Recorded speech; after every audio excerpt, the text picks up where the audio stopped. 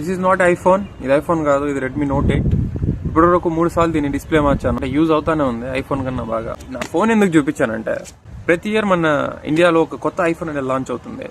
ఆ ఐఫోన్ ని కొనడానికి సత్తా లేనోడు, డబ్బులు లేనోడు, ఉద్యోగం లేనోడు, కొంచెం కూడా బుద్ధి లేనోడు లైన్ లో క్యూ కడతాడు.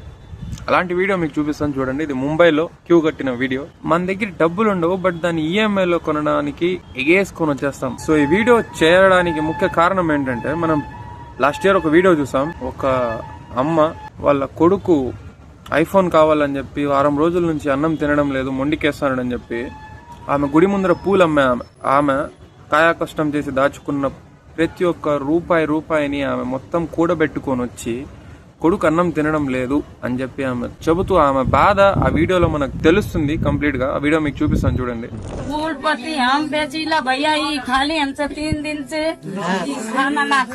ఆమె మాటలు వింటా ఉంటేనే ఆమె మాటల్లో ఉన్న బాధ మనకు అర్థమవుతోంది, కానీ పక్కనే ఉన్న వాళ్ళ కొడుకుకి ఏ మాత్రం కూడా 1% కూడా అని బాధ కలిగినట్టు గాని ఏ విషయంలో కూడా మనం అబ్జర్వ్ అయితే చేయలేము ఆ వీడియోలో. అంత మనం సతాయించి అంటే పేరెంట్స్ కూడా వాళ్ళు కూడా కష్టపడేగా సంపాదిస్తారు. సో వాళ్ళ కష్టాన్ని ఇలాంటి వృధా ఖర్చుల పైన వేస్ట్ చేయడం కరెక్ట్ అంటారా? మీరు ఐఫోన్ ఎవరెవరైతే కొనాలనుకుంటున్నారో వాళ్ళందరూ ఈ 3 క్వశ్చన్లు మీ సెల్ఫ్ కి ఒకసారి వేసుకోండి. మీరు ఐఫోన్ ని మీ సొంత డబ్బుతో కొంటున్నారా, లేదంటే ఇతరుల్ని బాధ పెట్టి మీ అమ్మా నాన్నల్ని బాధ పెట్టి వాళ్ళ డబ్బుతో మీరు ఆ ఫోన్ ని కొంటున్నారా? అంటే రెండవది, మీరు ఆ ఫోన్ ని నిజంగానే మీకు దానితో నీడ్ ఉందా, దానివల్ల మీకు అవసరం ఉందా ఆలోచించండి ఒకసారి.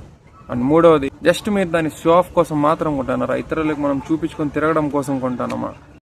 వీడియో ఇన్ఫర్మేటివ్ గా అనిపించింది పేజ్ ఫాలో కొట్టండి. అండ్ మీ ఫ్రెండ్స్ ఎవరెవరైతే ఐఫోన్ కొనాలనుకుంటున్నారో వాళ్ళకి వీడియోని షేర్ చేయండి.